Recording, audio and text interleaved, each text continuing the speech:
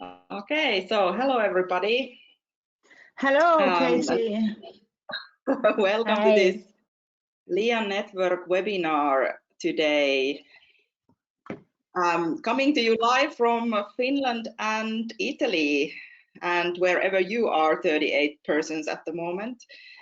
My name is Kati Clements, and I'm going to host this webinar for you. I'm also the coordinator of the LearnTech Accelerator project, which is bringing this webinar to you guys today. And I'm joined by Rossella Bernascone and Isabella Calvagna.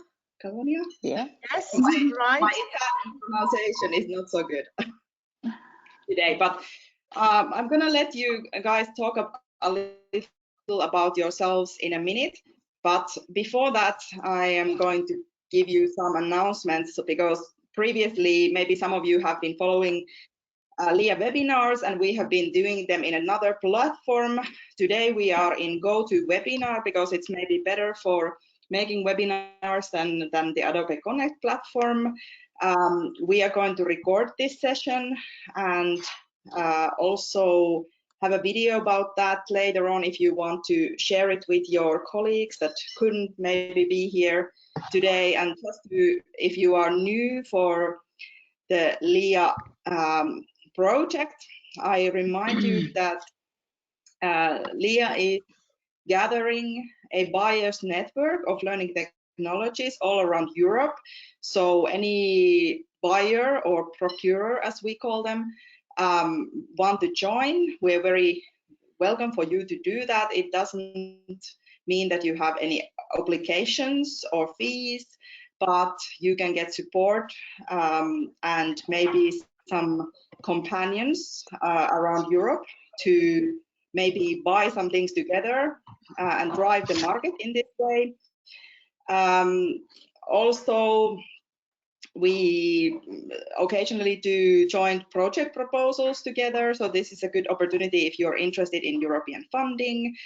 Maybe you are interested in some legal advice, and all of this can be accessed through the LearnTechAccelerator.eu website also. But this is also a little bit different webinar as what we have been doing before. So we're trying to be a little bit interactive with you guys, so that it wouldn't be just us talking and you listening and everybody falls asleep. So we are going to do some interactions. There will be some polls. I hope you can answer. Tell a little about yourselves, and you can always ask some questions in the chat box. And at the end of this webinar, let's say that we go about half an hour or so talking with Rossella and Isabella. And after that, we can have an interactive session where we listen to your stories about the COVID-19 situation in your countries, and also you can ask any questions of our excellent speakers. Okay, but so that's what I had to say in the beginning. The reason why we have selected to talk with Isabella and Rossella is because they are indeed in the heart of where it has been happening, first in Europe, in Italy, and also in northern Italy, in Turin. I would like to first ask Isabella to introduce yourself and also talk a little about what was happening, what's going on in Turin right now.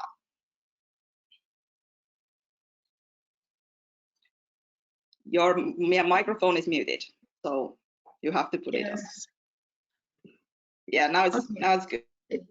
Okay, thank you, Katie, for inviting us. It's such a pleasure for us to be here today. Well, the situation, I'm Isabella Calvagna. Sorry, I have to introduce myself, I think, briefly. Education Department of Torino City Council. We are partner in the LEA project, and we have been working together for 2 years now. So it's a real pleasure for me to be here today. So hello everyone, you are here today. Well, the situation in Italy is pretty hard, as you know. Unfortunately, we are in the north part of Torino, so Lombardia and Piedmont are the most affected regions hit by the COVID-19. And if we consider the case in Italy, we have been now having more than 100,000 cases, positive cases, and 20% of them unfortunately died. So we have over 21,067 dead people in our country. As far as Piedmont and Torino is concerned, we had in Piedmont 13,000 cases and about 2,000 dead so far. So you can understand how difficult has been the situation, and with so many cases, how many families were affected by the COVID-19. So the all communities, unfortunately, very hit by the situation. But we have a sort of hope that something is moving better now, and the number have decreased a little bit, and everybody's staying at home. And of course, schools have been affected for this reason, and most of the teachers had to move on and go on webinars, distance learning sessions with their pupils. And that's why we are here today to listen to how school, and we have Rossella here, which will talk about how fast has been going this process of, let's say, moving up, speeding up into distance learning for most of our schools. So the situation in Torino since February has been, as I said, very quick. There has been a great response from the municipality, either from an economical point of view, as we have supported families which poor or background or with a lack of devices to, you know, trying to put them into this system of distance learning. We have also provided some, let's say, economic facilitations since they were relieved from paying school fees or transportations, because the children, of course, are home, and we couldn't, of course, ask them to pay for those services. And it has been a relief for many families having this, let's say, supportive contribution, collaboration coming from the city. Many platforms have been put into place and have been provided for free from many providers, and this has been easier because many schools could adopt with, for instance, with J Suite, they could have access with the digital learning platform to the contents that have been proposed by school teachers. Of course, I just say quickly that before COVID-19, schools were not prepared to distance learning, because very few were experimenting this kind of schooling. But after COVID-19, there has been such an urgent need that teachers, school teachers, and the whole community had to move very fast to have them trained and to have them prepared to prepare the contents of their lessons. So there are teachers which were prepared, like probably Rossella will say. Some schools had already experimented distance learning or these digital platforms, but other schools were completely, let's say, not prepared. Nobody was prepared to this. And yes, that's what I wanted to say, but we are hopefully moving in the right direction. Okay, and Rossella, can you also introduce yourself a little bit and just at this point to say what your connection is. Yes, absolutely, absolutely. Okay, so I'm Rossella Bernascone, and I am an English teacher and the vice principal of Liceo Volta in Torino.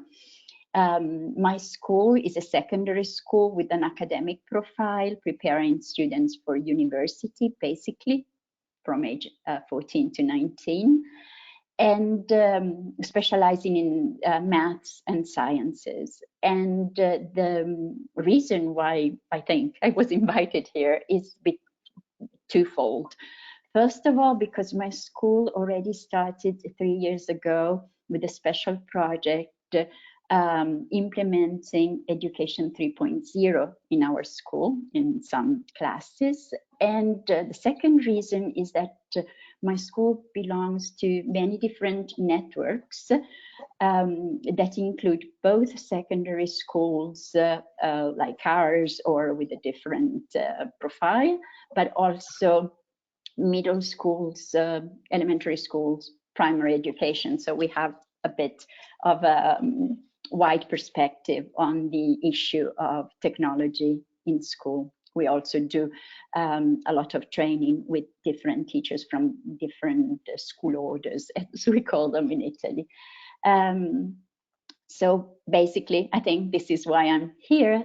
And the story I have to tell you is that, well, in spite of everything, COVID-19 took us by surprise because we were supposed to be home for 5 days of carnival holidays that then stretched to 1 week and then 2 weeks. And then here we are, and we are talking about, shall we be able to go back to school in September? Okay.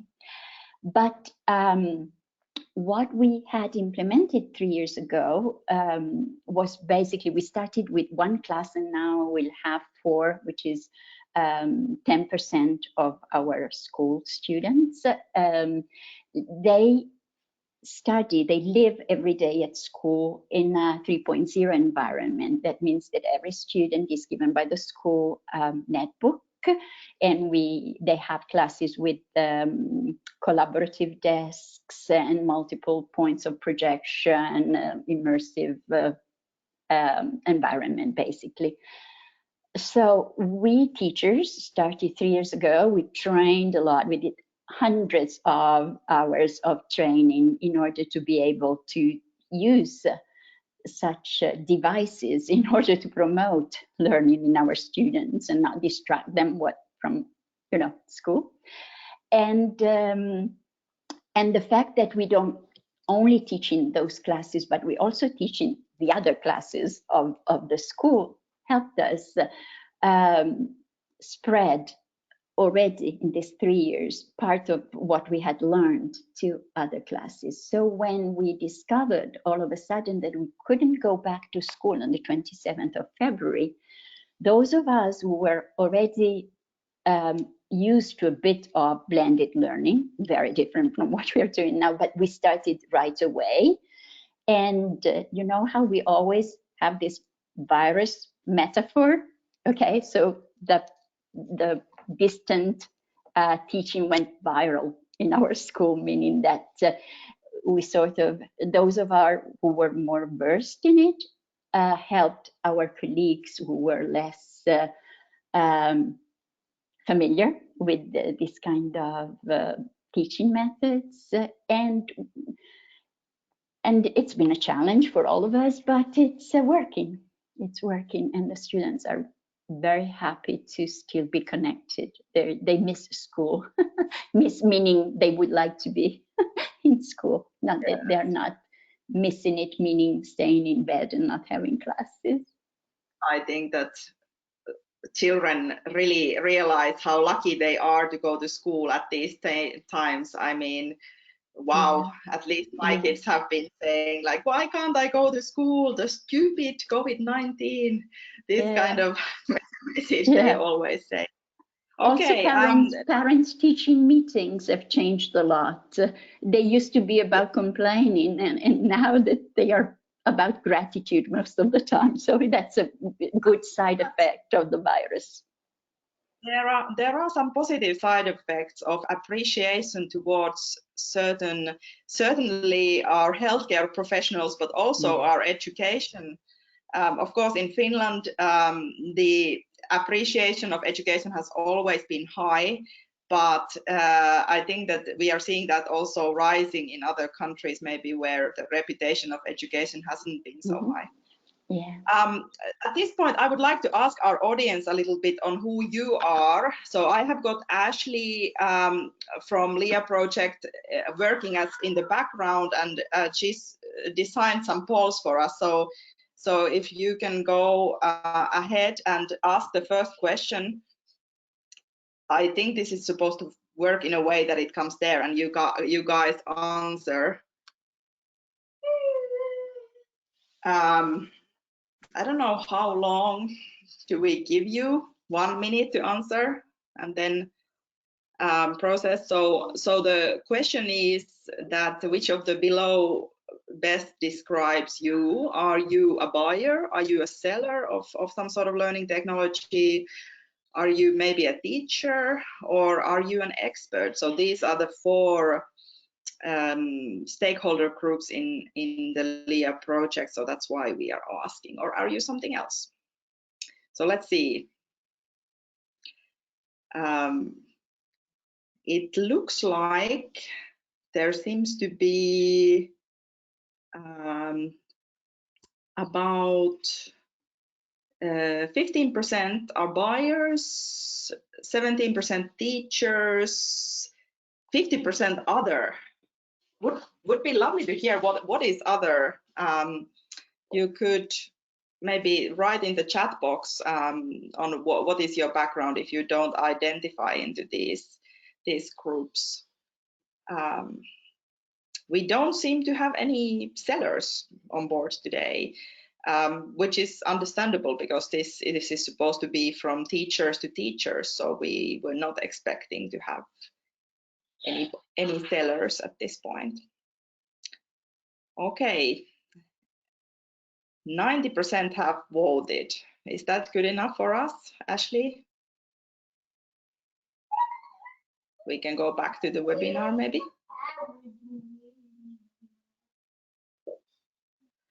Okay, this is exciting. I haven't tried these kind of things before. Okay, I think that my next question to you, although you talked about it a little bit, is how have the schools in the region been effective, and specifically on what kind of challenges there has been, what kind of barriers. We met last week to discuss this a little bit before when we were discussing the different backgrounds of families and how that is having an effect. I think that since we have people all around Europe joining us, it would be interesting to hear from the Italian family's perspective a little bit, because of the fact that not everywhere in Europe maybe the situation is the same. So if you can share that a little bit, yes. What kind of challenge there has been. I would be pleased to answer to your question, Katie, since this is one of the main problems we had to face in Italy and in Piedmont, of course, in our region, but this is a general problem.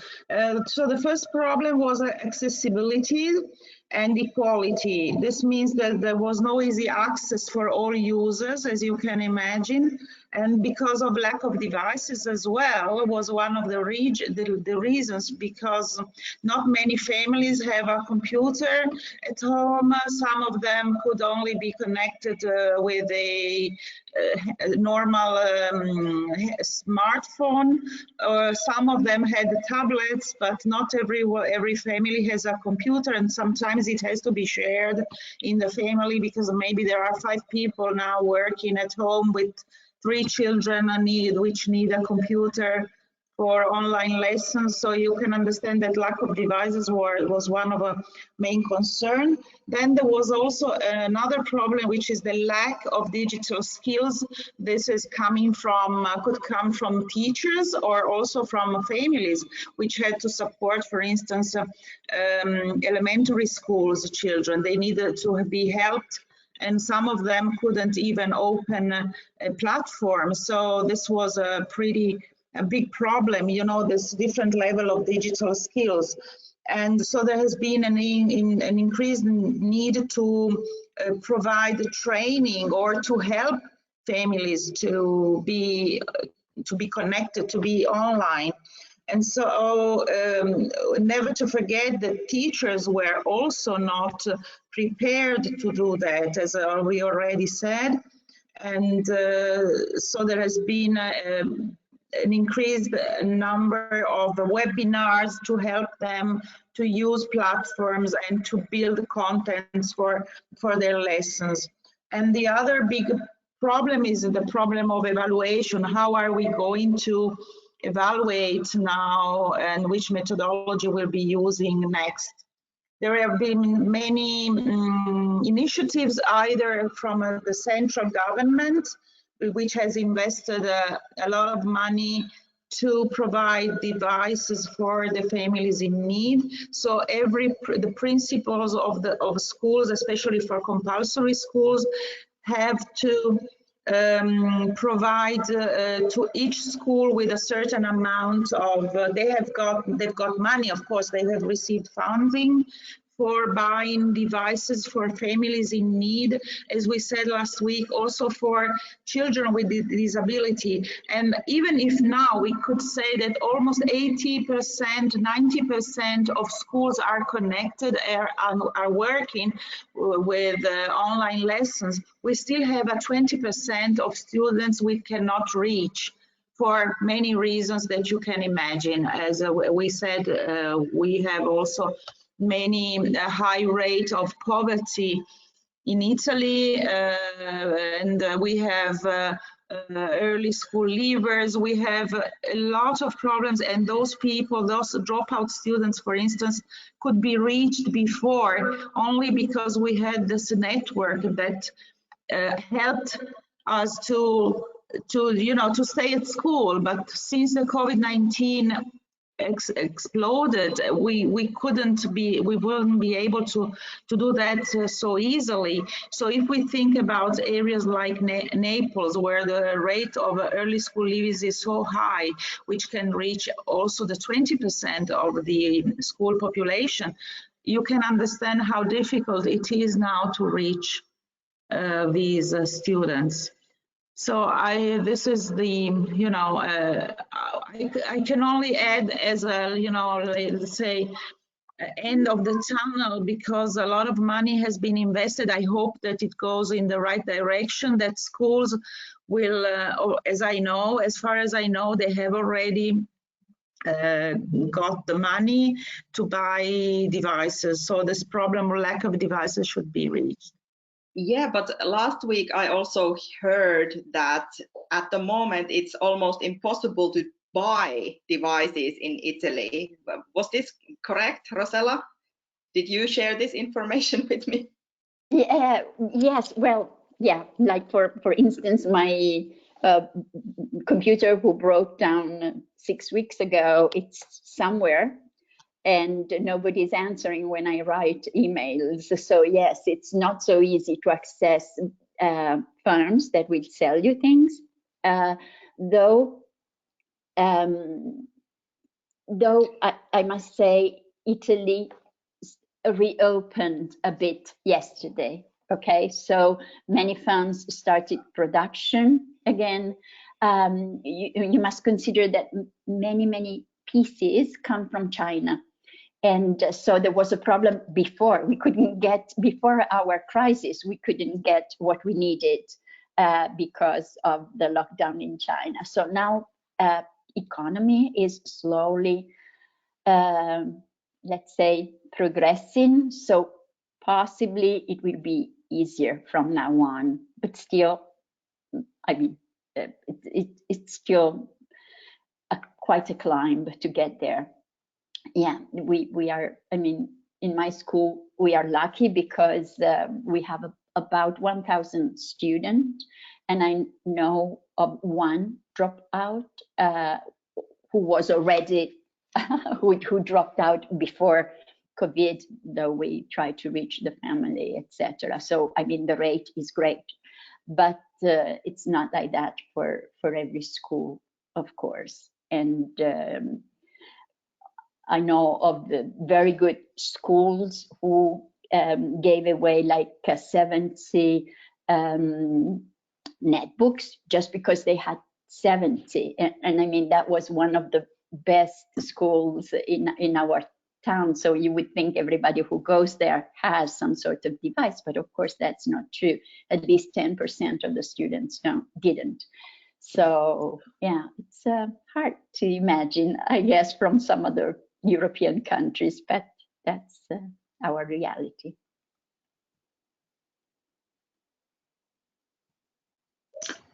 Yeah, wow, the situation is quite holistic at the moment. So my question to you, Rossella, is that what kind of benefit do you think that the fact that you have been participating into projects before, how much did that help you, or is it just the economic background? I mean, no.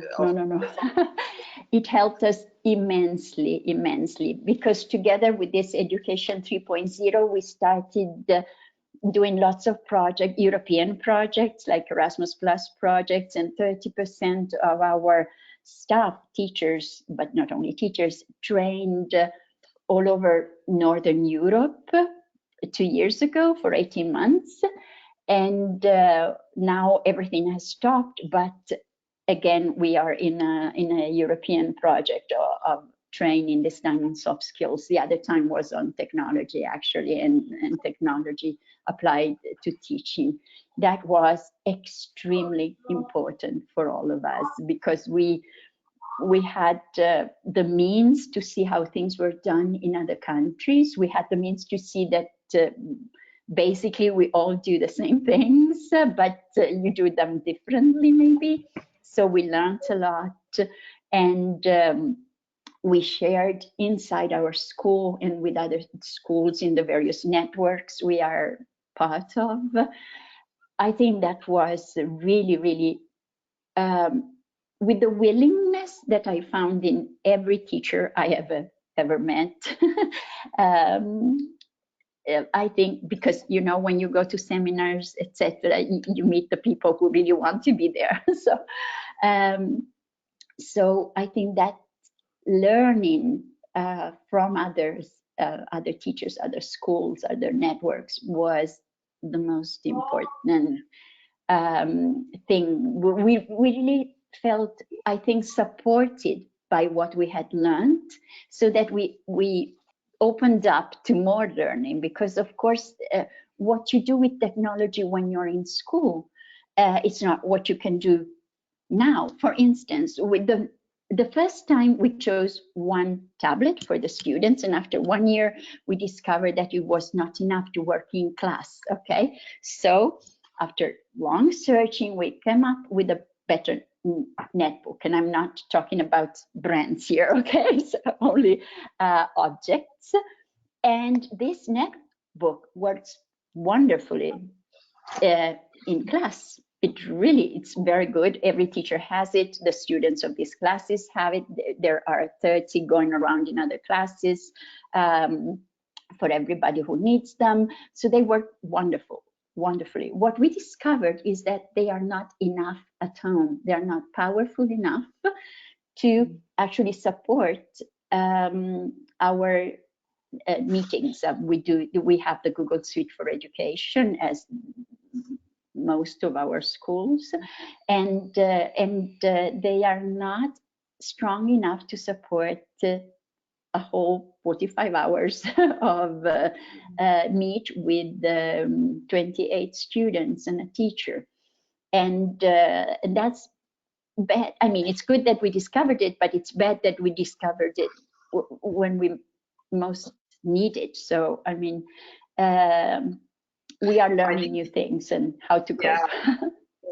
The network issue specifically at home seem to be a very, very big issue. Last week you were also discussing about this like limitation of if the only network in the house is in the parents' cell phone and it has got a limited amount of gigabytes, so it's impossible to be in the synchronous online activities like the one that we are doing right now. So it happens for teachers also, you know, also teachers. There are teachers who have no other network at home that the hotspot they can do with their cell phones, and maybe 20 gig. I just wanted to add some let's say institutional information about this topic, where we have last week schools were founded with 85 million euros only for digital learning. So this means that if in Italy we have almost 8,094 institutions, schools, this means that each school now, just to put it into numbers, should have 10,000 euros for digital learning. This will be divided into software, into devices, but also will be also assigned to training for teachers. So these 10,000 euros should be used by each school to provide families and students with learning facilities. And this was only 85 million euros invested on digital learning. This was established by the central government, and now each school should be able to buy, you know, to buy technology, either in software or training for teachers. It's definitely good that the countries are waking up to the fact that there is now being money pushed into the school, because now we see that they really need them. I would like to ask our audience at the moment, what is the most biggest issue that have been rising in the COVID-19 situation? What are the largest challenges in your online education right now? And we decided to have a poll saying that maybe the largest issue is the privacy issue. We are using different new platforms. We don't know necessarily if those are, you know, safe. There's a lot of people, let's say in Finland, using Zoom, for example, and there is a lot of discussion in the press. Is it safe? Is it not safe? Can we even use it? Rossella and I discussed last week that she has lived through the time where parents and teachers were sharing pictures of their kids online in Facebook, but now that it has been blocked, so some of the new emerging technologies might not be safe. So that could be one issue. What about the lack of user skills? We were also discussing that in some cases the parents don't have the skills to homeschool their children. If the parents have like the very minimum level of IT skills, which is quite devastating to think of, that the parent only knows how to use WhatsApp but cannot go into any kind of video conferencing, for example. What about lack of hardware? Do they have computers? Do they have internet connection? And how is the situation? Okay, so we are seeing that in the audience, about 55% of you have voted. There's a lot of people saying the users' lack of skills is the biggest problem, which is very, very interesting data for us. There is also the lack of hardware. In the European Union, we have agreed that the countries themselves are responsible of buying computers to the schools, but the projects can help with the network connections. So this is definitely something that in the future, I think that there will be a lot of European projects on that. There's a 37% say the users lack internet connection, so that's also quite interesting. Thank you guys for answering this. Very, very interesting poll. We can go back to our webinar. What do you think about these numbers, Rossella and Isabella? Well, this is just reflects what we have said so far. So that one of the biggest problem is to face lack of skills among teachers and parents, students, the need to be trained, to get used to it.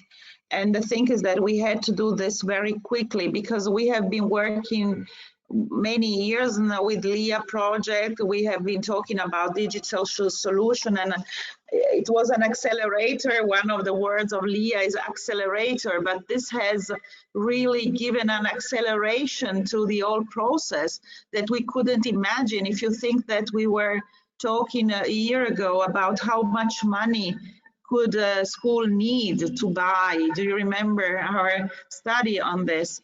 Now we have numbers that have been put into place because now schools have 10,000. We couldn't imagine that a school could have 10,000 euro to invest on digital learning a year ago. Maybe it was a year ago in London.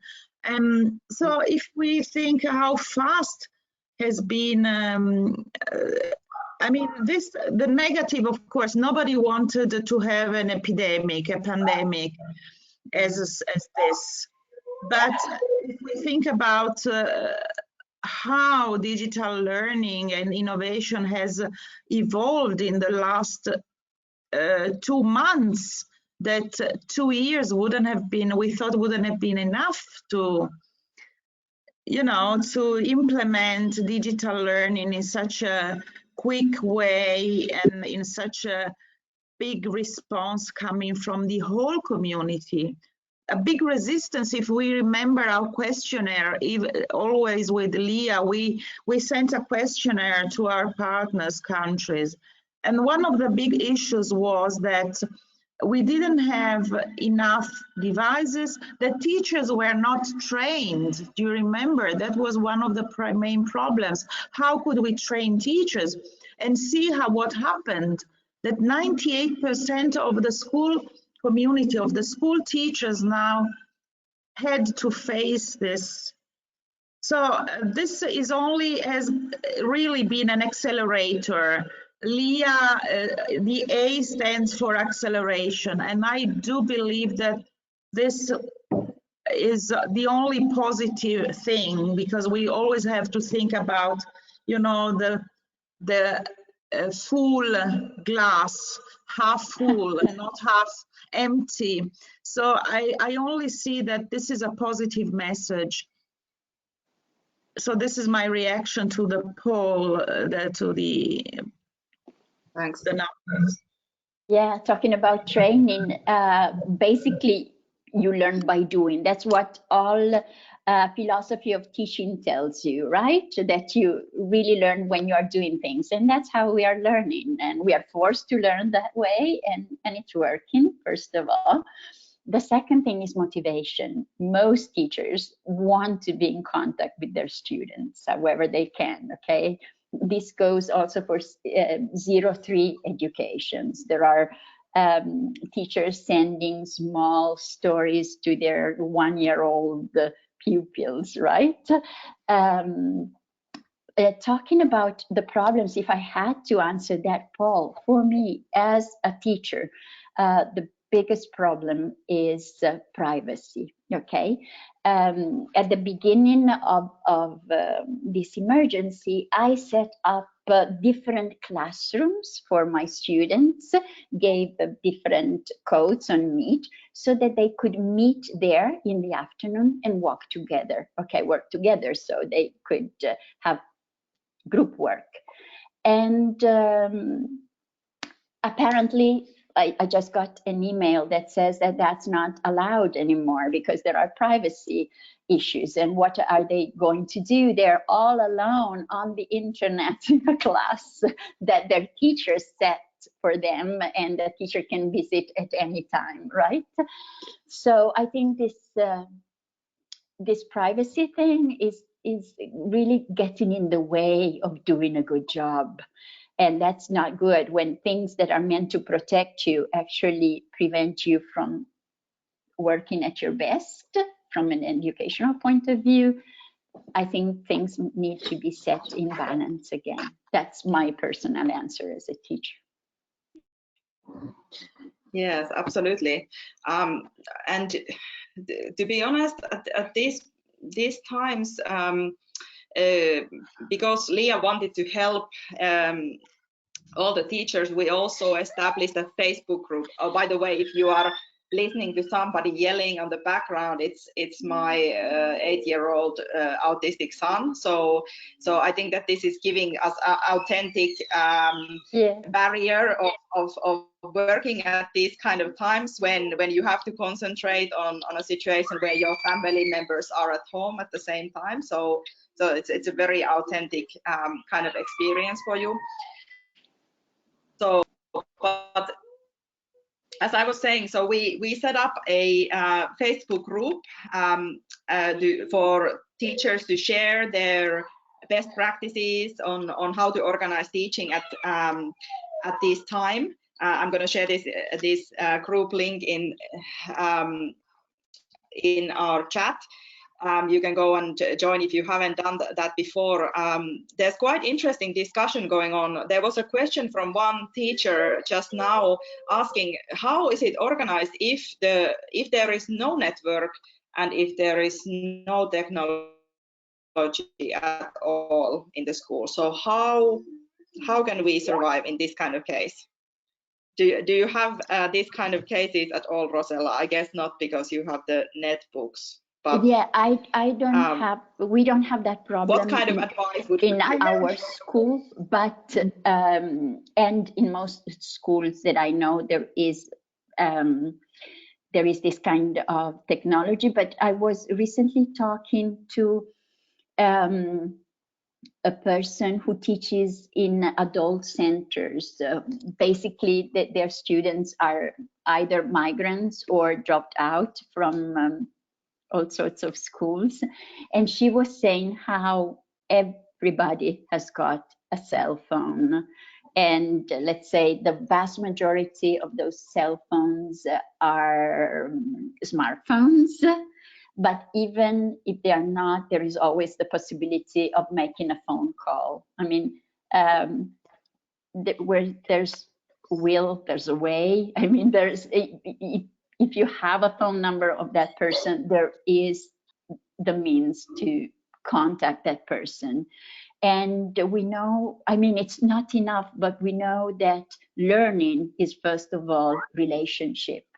So that's the most important thing. And it's about, and it's not so much what we transmit, but it's about empowering that person to do their own learning, you know, and that can also happen through a phone call, spaced in time, maybe rhythmic phone calls that the people know how to expect them, etc. But that's one simple suggestion that I could offer.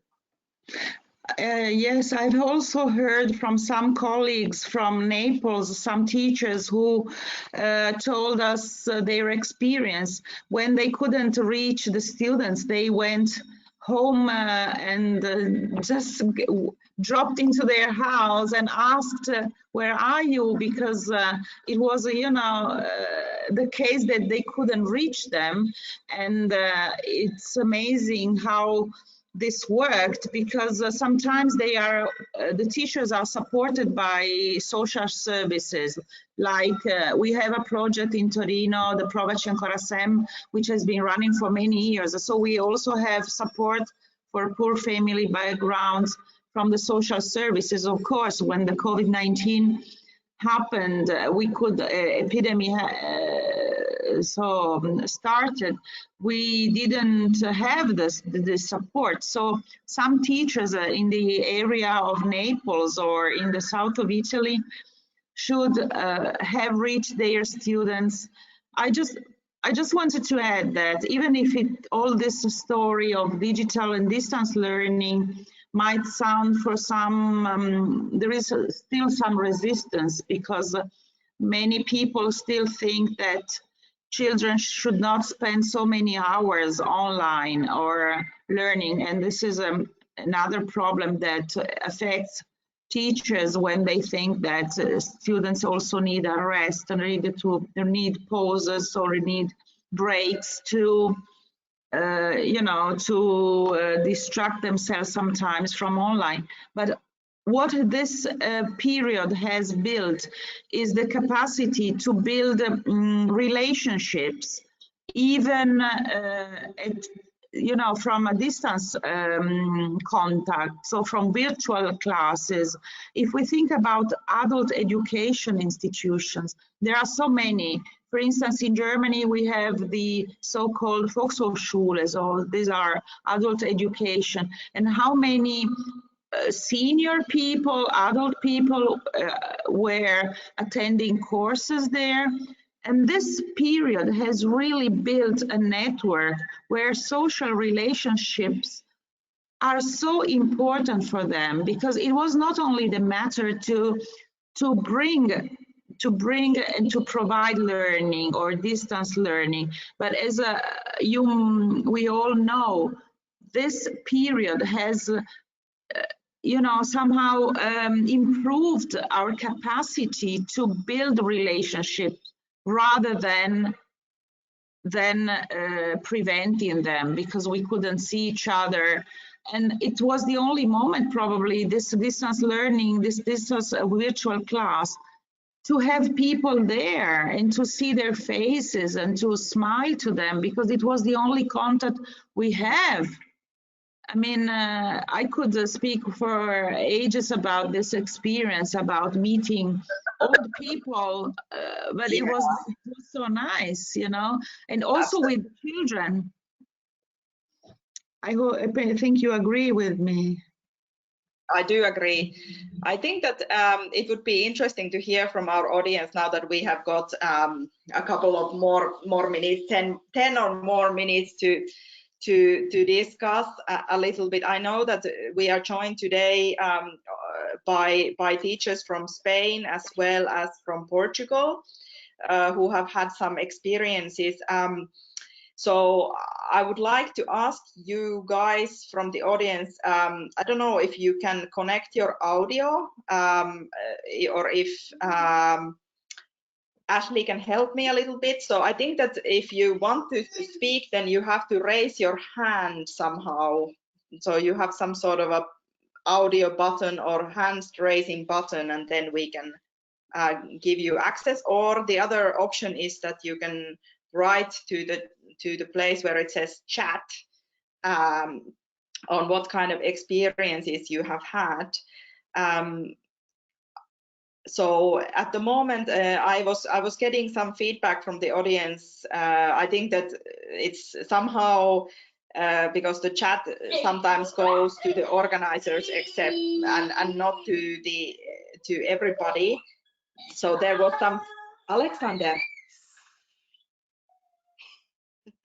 Sorry. So there was some feedback from Vila de Cans in Catalonia saying that the hard work and connection gap is about 10 to 15% in Catalonia. So that is still a considerable amount of people in comparison to Rossella's situation, for example. There was a person from Ghent saying that the teachers' lack of time to develop skills is because they have so much workload at the moment. So I think that this is definitely something we have been seeing. I'm hoping that the COVID-19 gives them some sort of, chance to learn some new skills now that they're in the mandatory situation where they have to get motivated very quickly. I have been hearing the same as what discussed with Isabella now, that that many teachers are having a very, very long day now trying to operate their situation. So, but what other stories are there from the audience? Let's see. I think that there was at least Antonio from Portugal, maybe from Praga. Praga, maybe. Can we hear what the situation is like in Praga a little bit, Antonio? You can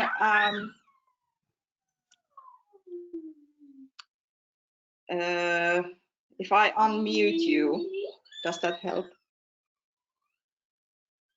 Can we hear you? Hello.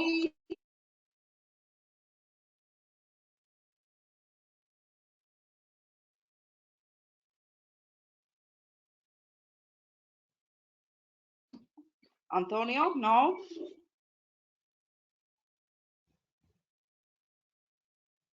No?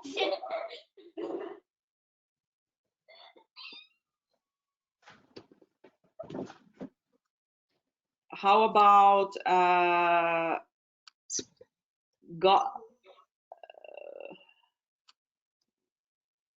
so anyone else?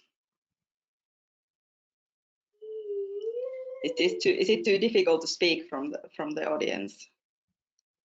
I don't know.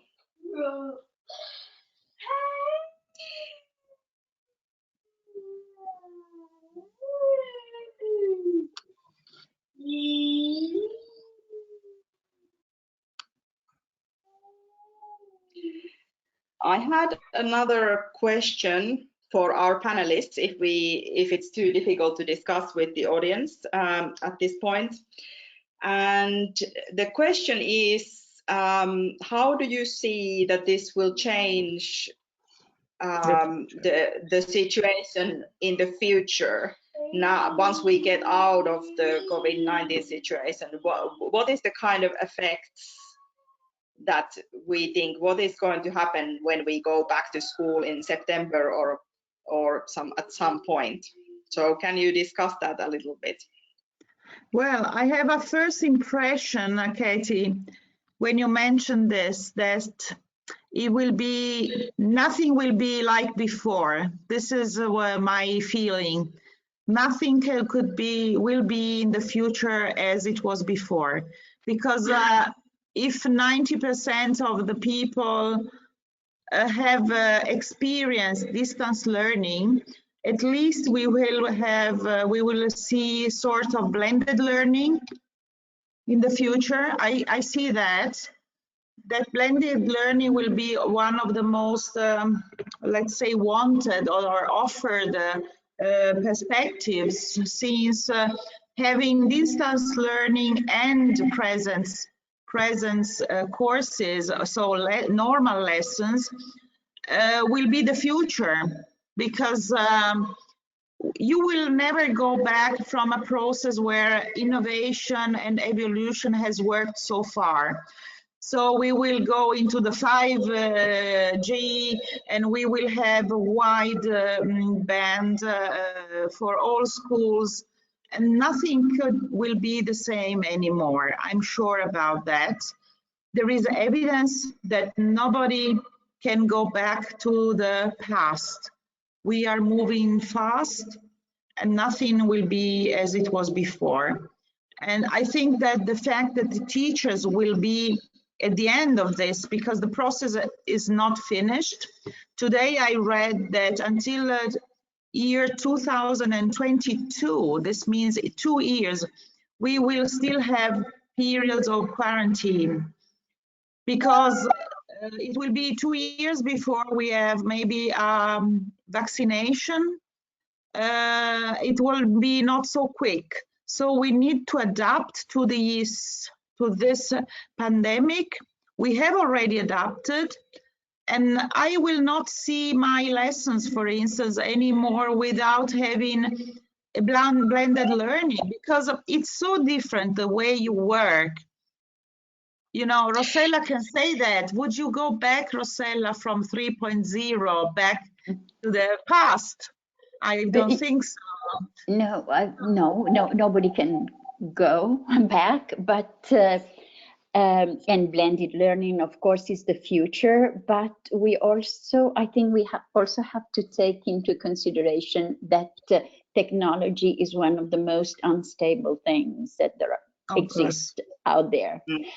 So, I mean, we cannot rely, I love it. I love to be connected, but we cannot rely on that No, alone. I mean, now we have, especially during certain times of the day, we have more crashes because more people are using the internet, etc. So I think we really, I mean, right now we are in the tunnel, and it's very hard, and we are scrambling, etc. But since we could see COVID coming from China, and we have ignored it until we had our first case, known case at least, I think we have to take into consideration that technology needs to be supported in ways that do not rely exclusively on technology. I cannot even imagine them, but I think it's a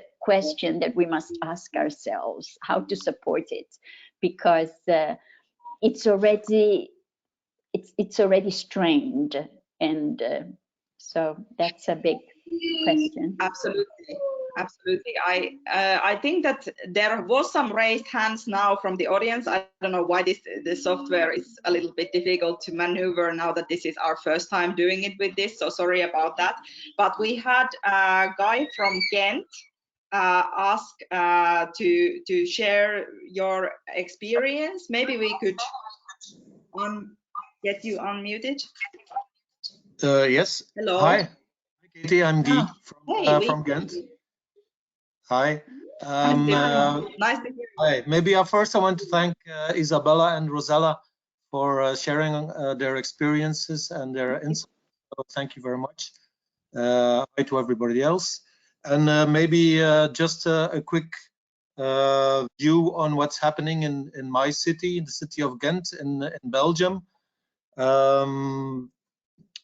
For the material, laptops, tablets, and so on, that's not really a problem. A lot of people are donating their material. A lot of schools use their own material, of course, to send to families who need it. Also, the government has some budget to buy laptops and distributing them. So for secondary schools in Belgium, they are covered. Elementary schools, that's still a little bit of a problem, but we're getting there. So that's not a problem. For internet connection, we have two main Belgian providers who are set open their channels. So there's free Wi-Fi around. Also broadband for everybody, so that's also a very good sign. Concerning the teachers and their skills, of course, every crisis brings disruption, but also opportunities. Me, myself, and my team as ICT coordinators for schools are trying to get teachers to use the ICT platforms for many years, but it's very difficult, like I wrote, because lack of time. There's a lot of pressure on the teachers. It's very difficult to get them free from the class to also even when we organize some webinars, it's also very difficult to get a lot of interested teachers. So of course this crisis has meant that teachers need to learn very quickly now in a few weeks what they haven't been learning since then. So that's a bit strange to say, but that's a good thing, of course. There is a lot of awareness. They're catching up very quickly. So we have had an Office 365 environment for many years. We have been working internally with our team with the tool teams also for some years now, but now it's open for all teachers, and we see that they're gradually getting there. What else? Yeah, one of the biggest concerns for us is, like Isabella stated, that we can't reach a lot of children. Many families who are in difficulties, who don't have the education like a lot of we had, are not interested or lack the skills, or are embarrassed to say that they have problems. So that's a big problem here in Ghent. We have personnel or well, what we call bridge figures. They are making a bridge between the schools and those families. They're working 7 days a week to close those gaps, and we hope that after the crisis, once it ends, hopefully, that we can retain and spread the good practices that we have learned so far, and still are learning. So because everything in education is very slow, our government it's very slow to change something in educational environment. So so we hope that we can evolve and have awareness to blended learning and more ICT tools and so on. So that, in short, what happens in Belgium, or in my city anyway.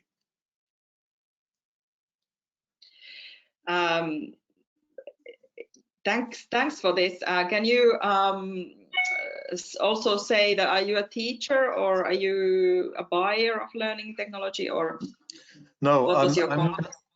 I'm not a teacher. I'm a member of staff of the Department of Education for the city of Ghent. So my job is to coordinate what the ICT coordinators in the schools are doing. So my job is to put all the noses in the same direction, trying to give them the right technology, using the same tools, and so on, and support, of course, the schools and the teachers. That's my job. Thanks a lot. Very interesting testimonial from Belgium. I think we can see like some connections to our own countries and some differences as well. So I think that it's very interesting, at least for me to hear this. There was also another person from the audience who raised hand from Catalonia, and this person's name is Emi, I think. Yeah. Do you want to try to talk a little about your experience? Hello, everyone. Can you hear me? Yeah. Okay. Yes. So I'm Emi. I'm a teacher and the principal of a primary school in Viladecans, in Catalonia. And what we're doing now is just to try to get into contact with all our students. It's difficult for some of them because of the cultural and social backgrounds. And so what we do is to call them and try to get into contact with them. And we think it is very important to have this contact and have these emotional things covered, because it's very difficult for them. So with the biggest ones, what we do is video calls, and they can see each other, so they can share what they are doing, how are they during these days. So that's very good for them. And now we're doing with the smallest ones too. And what we do, that we've got, we are a digital school, so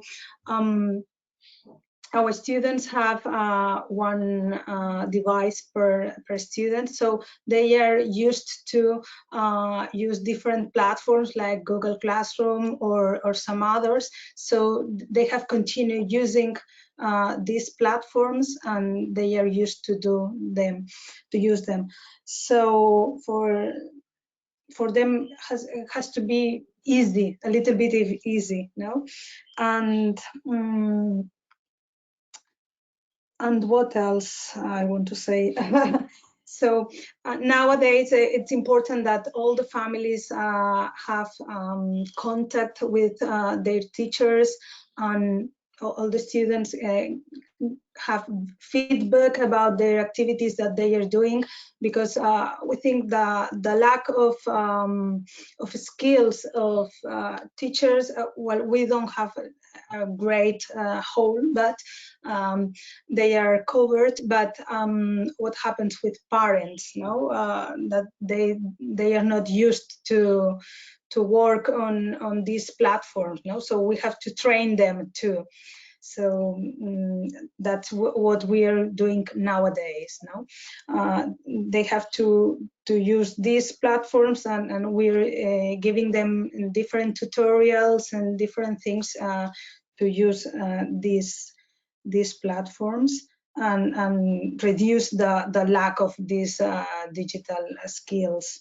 Okay, and what about the devices? So our biggest ones have got devices, but not all of them. So what we're doing now, it's taking into account all these students that they don't have a device, and we're going to give them one from the school. Okay, so the government and the town council, with the help of them, we're going to do this now. Okay, and what about the contents we're giving our students? Until the Easter break, we were doing reinforcement of all of those contents that we have done in the previous terms, the first and second term. And nowadays, yesterday, we started our third term, and now we are introducing more contents, and we have to evaluate all these activities. But we have to take into account that some of our students that can reach these activities now, but they are doing it in a few weeks. Okay, so I don't know what to explain about this. I think for teachers it has to be an opportunity. Yeah. Thank you for sharing your view. Unfortunately, we're going to run out of time. We have actually passed like 10 minutes more than we have scheduled. I did think that this would happen because there's a lot of stories, and therefore we are going to continue this discussion in the next webinar, which is 2 weeks from now, on 29th of